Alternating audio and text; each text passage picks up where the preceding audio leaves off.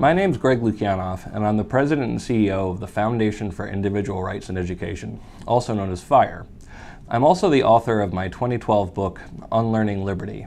It's a book about freedom of speech on college campuses.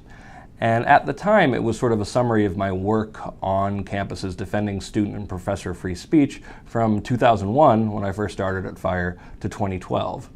And my argument was essentially that we were teaching a generation of students all the wrong lessons about how to live in a free society, how to take full advantage of freedom of speech. But one thing that was really different from today was that in Unlearning Liberty, the students themselves were consistently the best group on campus for freedom of speech. At the time, I was mostly dealing with cases in which administrators were demanding censorship. And the book covers, one of the most famous examples from it is a student who was found guilty of racial harassment for publicly reading a book called Notre Dame versus the Klan. It ironically was a book that celebrated the defeat of the Klan, but because the book had the word Klan on the cover and a picture of a rally in which they marched on Notre Dame, he was found guilty of racial harassment without so much of a hearing.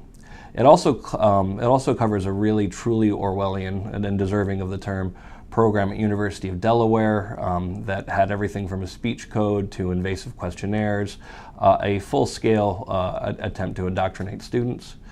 And in writing the book, I argued that increasingly, and this is in 2012, people found themselves in echo chambers, that increasingly we're surrounding ourselves with people who agreed with us. And surprisingly, those echo chambers tended to be thicker the more education you had. That was one of the most surprising findings in the book. But realizing that when writing the book made me realize I had to rethink my whole strategy for figuring out how to reach people who probably don't wake up every morning and say, you know what, I care about freedom of speech on campus. So I started thinking about new ways to do that. But as of 2012, things actually started seeming to be getting better for free speech on campus, but unfortunately they were just about to take a bad turn.